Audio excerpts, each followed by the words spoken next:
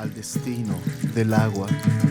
Oye las palabras sabias de la voz de los abuelos, hay que venerar el agua. Bienvenidos y bienvenidas a Las Voces del Agua, una propuesta del Grupo Universitario del Agua que busca informar y también invitarlos a participar en solucionar los problemas de la agenda hídrica de la zona metropolitana de San Luis Potosí. Hoy hablaremos de un concepto y de un tema que siempre escuchamos en los medios de comunicación y que de pronto luego no entendemos. Para ello nos acompaña el doctor Germán Rocha Escalante del Grupo Universitario del Agua y la maestra Araceli Jaime Arredondo, sí, que está en el posgrado en Ciencias Ambientales aquí en la Universidad Autónoma de San Luis Potosí. Hablaremos de varios conceptos que son importantes y para comprender pues el cambio climático, ¿no? Constantemente estamos escuchando acerca del cambio climático, de la variabilidad climática y luego nos preguntamos acerca de los episodios de sequía que vive la zona metropolitana y en general el estado de San Luis Potosí, ¿verdad? Doctor, cuéntenos qué son estos conceptos que escuchamos todos los días y que de pronto no sabemos cómo influyen en la ciudad. Sí, bueno, buenas tardes, muchas gracias por la invitación.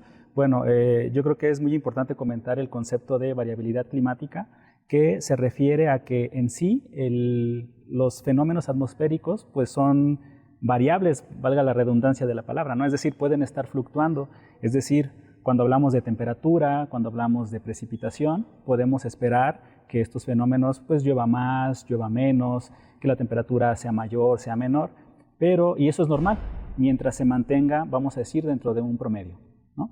Y luego está el concepto de cambio climático, que la maestra Araceli nos podría mencionar acerca de ello. Buenas tardes a todos, muchas gracias por la invitación. Ya hablamos de cambio climático cuando esos registros los podemos medir o promediar en 30 o 40 años. O sea, el término de variabilidad climática hasta en un día. Bueno, pues es normal de que en San Luis a veces esté bien frío y luego ya el calor o la lluvia. Eso es normal. Está variando el clima mucho, pero pues es normal en un día, en una semana. Pero ya cambio climático, cuando vemos que en esos 40 años o 30 años, pues ya no sabemos ni bien cuál es la media o cuál es el máximo o cuál es el mínimo. Entonces, hay un grupo de expertos en detección de cambio climático que nos dicen, y si proponemos medir la precipitación o la temperatura y tratamos de saber cuánto ha cambiado, o si en los 80s, en 90s, el medio era ahorita estar en un verano de 18 grados, pero ahora ya no tenemos eso en promedio, ya son 30, ya son 20, entonces hablamos de un cambio climático. El cambio climático, por ejemplo, en San Luis Potosí, ¿no? Yo recuerdo que al inicio del año decían que iba a haber un año de sequía terrible, ¿no? Y las lluvias contradicen todo ese pronóstico. ¿Eso qué es? ¿Variabilidad climática o cambio climático?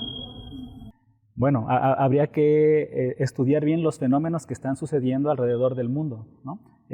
Y sí, de repente puede haber proyecciones que nos indiquen que es muy probable que haya ciertos comportamientos de esos fenómenos, pero también pensemos que la naturaleza es impredecible en ese sentido, ¿no?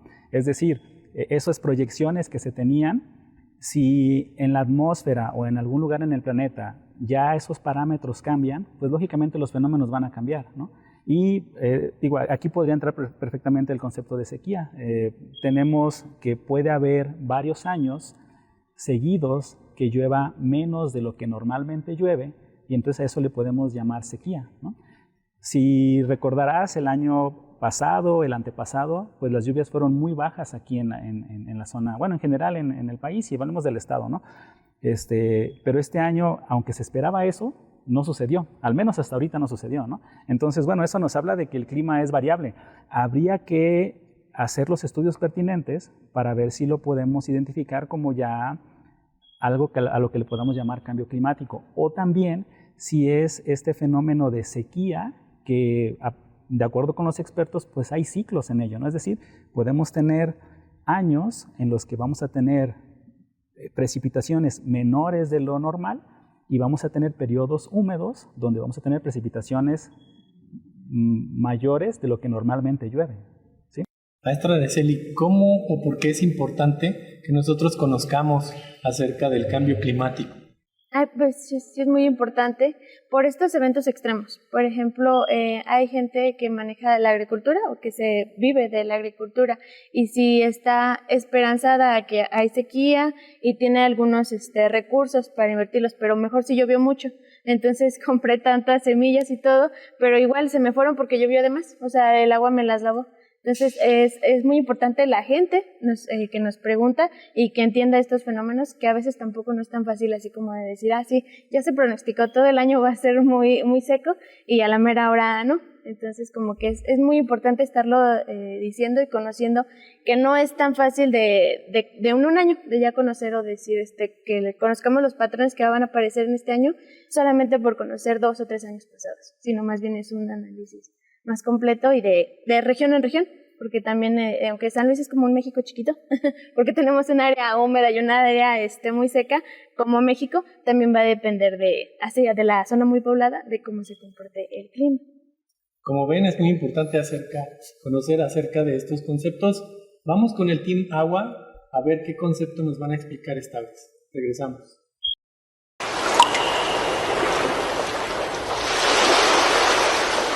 Nos encontramos en el Centro Cultural Universitario Bicentenario y acompáñenos a realizar unas preguntas sobre el cambio climático y la crisis hídrica. Cuando tienen un problema en su colonia, ¿qué hacen para resolverlo sobre el agua? Es tratar de contactar a los que dirigen más que nada parte de la colonia, más que nada para el transporte de pipas por el ocupo del agua. ¿Qué soluciones ustedes tienen para darle al gobierno en este momento sobre el cuidado del medio ambiente?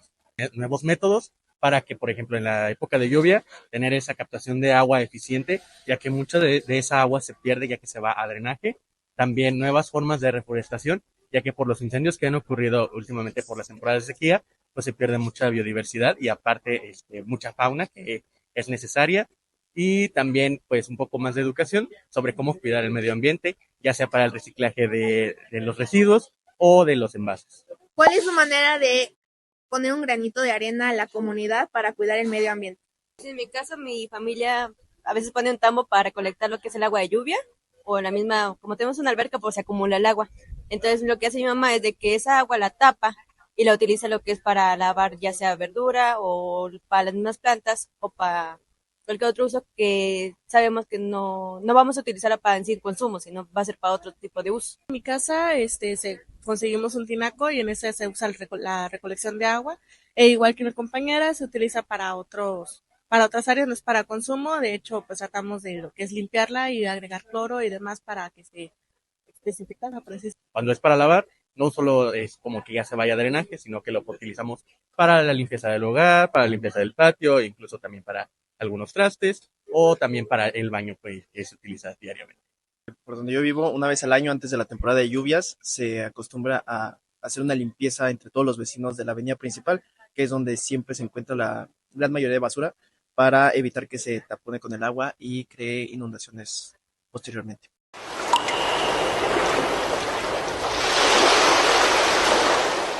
Las voces del agua, regresamos con este tema tan importante que es el cambio climático y otros conceptos que ya estamos aprendiendo como el de sequía y el de variabilidad climática.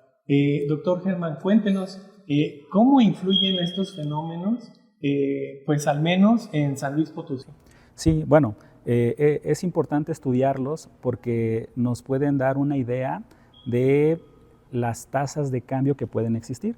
Es decir, si llueve menos, podríamos estimar cuánto menos va a llover o cuánto puede incrementar o disminuir la temperatura y qué implicaciones tiene. Por ejemplo, el agua de lluvia cuando escurre y luego se va a una presa.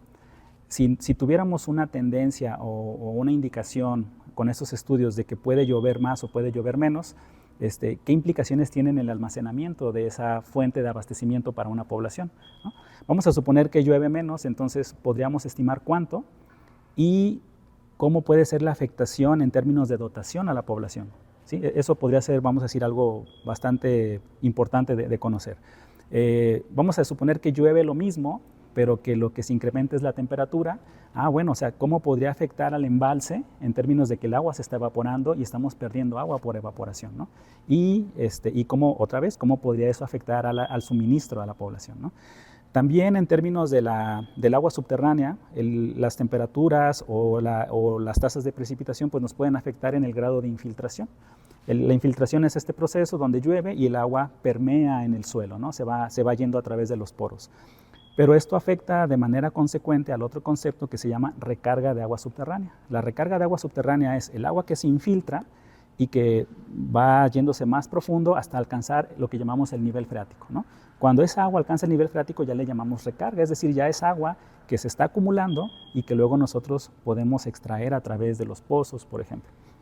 Entonces, es importante estudiar variabilidad, cambio climático, porque podríamos conocer cuáles son las afectaciones en esas tasas de almacenamiento, que se reflejarían en el almacenamiento o en la recarga de agua subterránea y cómo en consecuencia nos podría afectar en un futuro en el suministro de agua. Creo que esa es una de las condiciones importantes a estudiar, ¿no?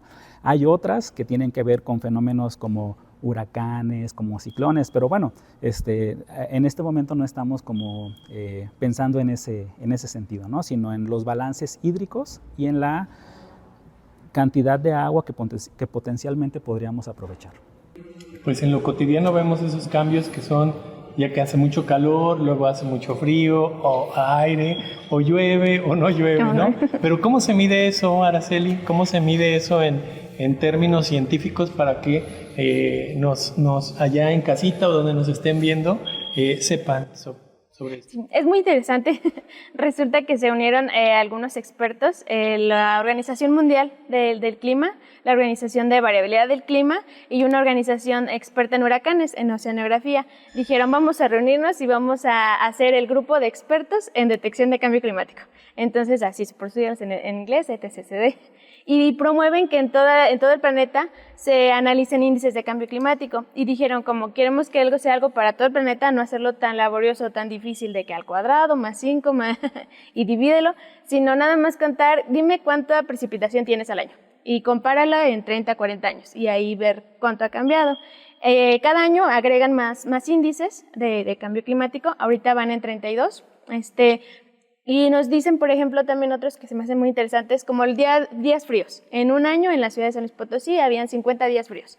Pero contándolos, definiendo que es un día frío, ahora ya hay menos.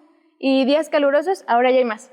Entonces, así como que se nos hace sencillo tal vez analizar que un día caluroso y un día frío, pero ya viéndolo en la realidad, en todas las implicaciones que tiene, tanto económicas o ambientales, pues sí es muy importante decirlo o explicarle a la población estos índices de cambio climático. Lo que promueve este grupo de expertos de que sean evaluados y compararlos en regiones, pues sí hay que seguirlo analizando, que es lo que nosotros hacemos un poquito de aquí en San Luis, y a la vez vemos la gran importancia de tener datos, o sea, de que la Conagua y el Servicio Meteorológico Nacional nos den datos de calidad, que no digan de que este año no hubo para pagar y no se midieron los datos, pero de que cómo sí, o sea, con un radar o con un satélite, que nos estén dando esos datos diarios, porque se requieren diarios. También de lo que comentaba el doctor, se me hace muy, muy importante la sequía, porque para abastecer a la población, a veces aquí en San Luis, justamente de San Luis, no todo es de acuífero, hay porcentajes donde son de presas o de otras agua superficial, pero cuando hay sequía, 100% dependemos del acuífero. Entonces el cambio climático ya no afectó solamente a lo que decíamos, a la agricultura o qué tanto percibimos frío o caliente, sino de qué agua vamos a tener. Sí, porque de pronto nos preguntamos, ¿no? ¿Por qué hace tanto calor o por qué está dando frío? ¿No? Y ya llovió y habían dicho que no iba a llover. Entonces todo esto pues también nos hace preguntarnos qué tanto hemos influido nosotros en nuestro comportamiento ecológico para que esto suceda. Bueno, ahí yo creo que es importante mencionar que para nosotros que estamos aquí en la universidad, empezamos precisamente a identificar si estos cambios se estaban presentando en nuestra región, ¿no? Es decir, siempre hablamos de cambio climático, pero para nosotros era importante decir, bueno, vamos a ver si se está presentando variabilidad climática en precipitación, en temperatura, vamos a ver si tenemos algún fenómeno que se esté reflejando en algún índice de cambio climático. Entonces, para nosotros primero es importante como hacer el diagnóstico y decir, en San Luis, y no voy a hablar nada más de la zona metropolitana, sino que ahorita lo estamos haciendo a nivel estatal, qué tendencias tenemos y decir, bueno, tenemos cada vez días con temperaturas mayores a tantos grados Celsius, o tenemos cada vez temperaturas más bajas, ¿no? O tenemos que llueve más o que llueve menos. Para nosotros primero es importante determinar eso, es como hacer el diagnóstico. Después podemos pensar en identificar cuáles son las causas, si es algo local, si es algo global, qué tanto está influido por las actividades humanas o una cuestión natural. Y también otra etapa sería ver cuáles son los efectos que pueden tener esos cambios, ¿no? Entonces, nosotros ahorita estamos principalmente en la etapa de caracterizar, de diagnosticar qué efectos estamos teniendo. Como ven, estos conceptos pues realmente son importantes que los conozcamos. Los invitamos a seguir Las Voces del Agua en la página del Grupo Universitario del Agua de la Universidad Autónoma de San Luis Potosí. También vayan a acompañarnos en Facebook, en Instagram y en TikTok. Ahí vamos a tener más información para ustedes. No solamente buscamos informarlos, sino también invitarlos a que participen a resolver junto con nosotros los problemas más importantes de la agenda hídrica del Grupo Universitario del Agua. En un momento regresamos.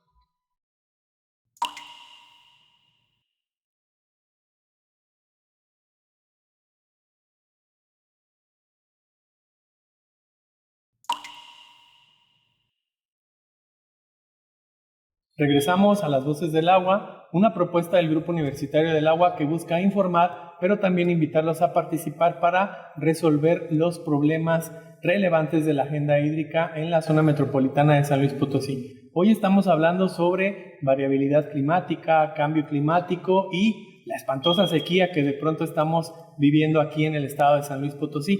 Pero será importante conocer cómo podemos nosotros contribuir pues a que se mitigue un poco estos cambios climáticos o estas variabilidades, ¿no? Sí, pues es muy importante. ¿Y yo qué puedo hacer? Hay que tener en cuenta que sí es un cambio global, no sé si es un cambio que estamos sufriendo o que se está impactando en todo el planeta, pero yo como población o yo como al final como persona y como en la familia, ¿qué podemos hacer? Sí hay algunas actividades, o sea, sí hay algo que nosotros podemos hacer, entre ellas pues todas las actividades que ya conocemos de adaptarnos y si se puede, no que de un día para otro cambiemos nuestros hábitos, pero sí un poquito a poquito.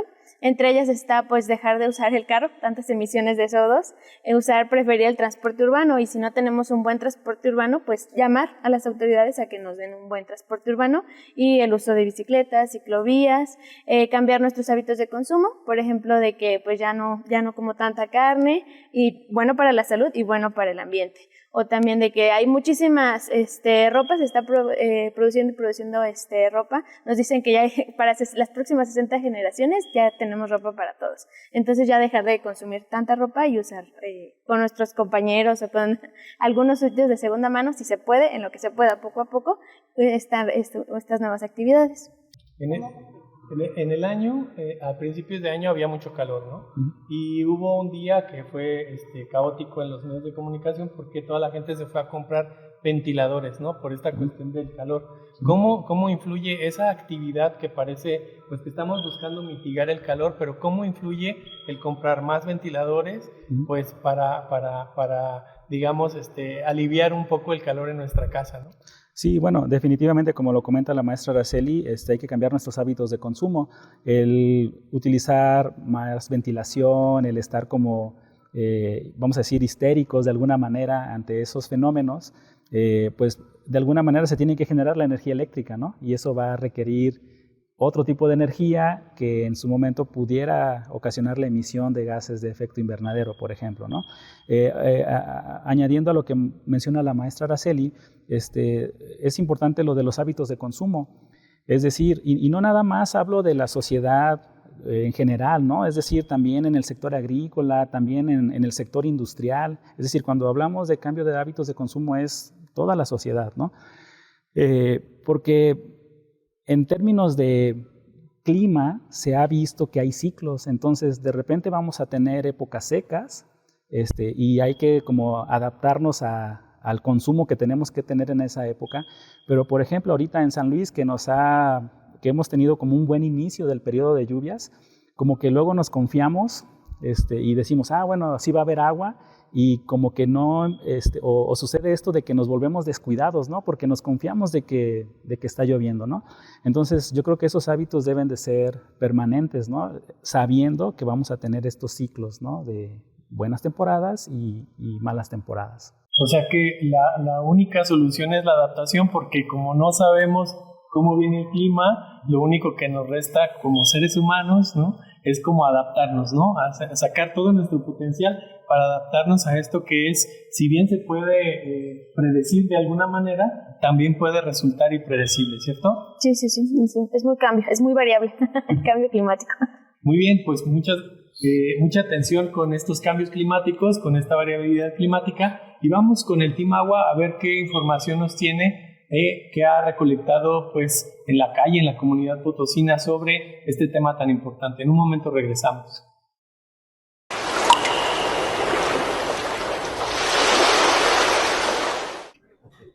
Buenas tardes, nos encontramos aquí en el Grupo del Agua y les venimos a hacer unas preguntas sobre el cambio climático, sobre la existencia del agua. No sé qué considere sobre el papel que juega la calidad del suelo como textura, estructura, contenido orgánico en la resistencia de las áreas verdes ante la sequía.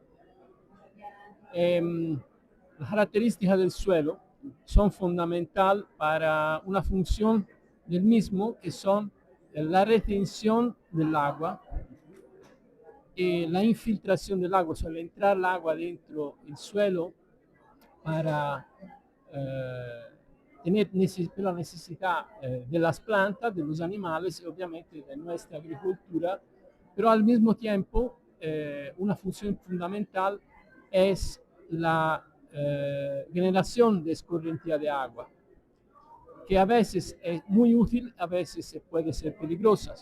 De hecho, exceso de infiltración del agua o exceso de escorrentía superficial pueden ser liberados de un cambio climático desfavorable. Por ejemplo, una de las razones, uno de los efectos inmediatos del cambio climático puede ser generar eventos de lluvia mucho más raros, pero mucho más intensos, lo cual produce, desata problema de lo que se llama de riesgo hidrogeológico.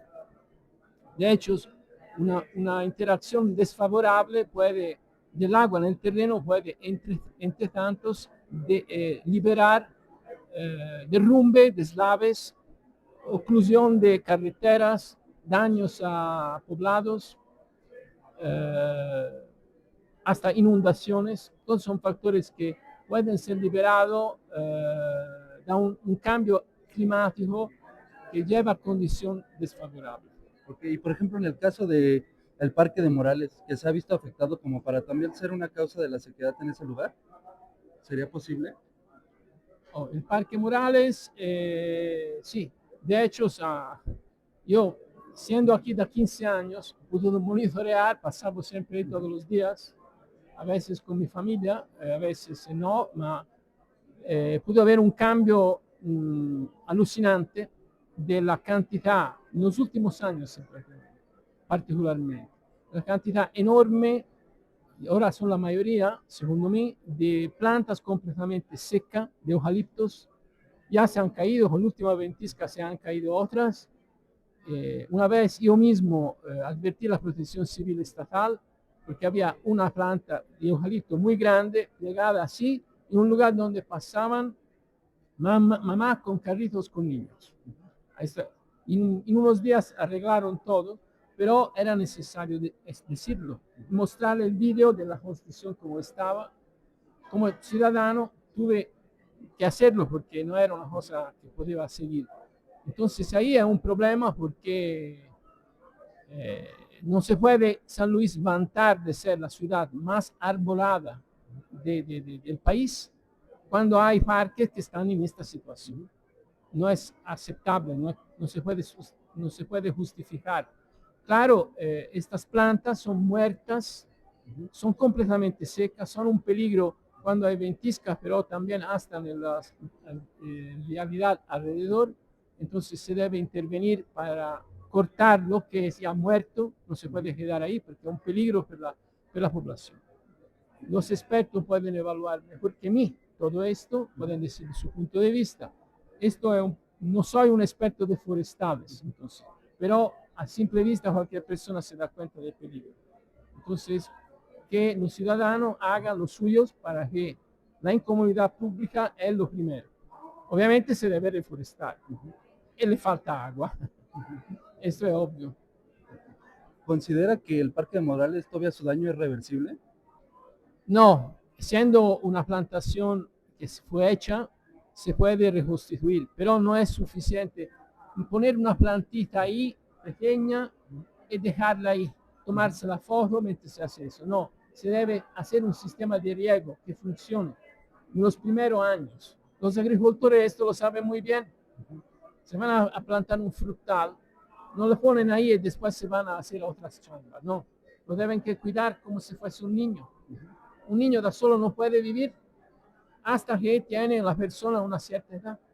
Todos lo sabemos. Entonces también estas plantas son absolutamente vitales que se haga, absolutamente vital que se haga este tipo de cosas. Entonces, le pido una disculpa por mi español no cervantesco, pero cervantino, no pero es importante que escucha esto, evalúe la sustancia. Si alguien más está interesado, me puede escribir a mi correo institucional de la UASLP. Ahí yo les puedo contestar con más detalle de los temas. Muchísimas gracias, profe. Nos estaremos viendo. A usted, gracias.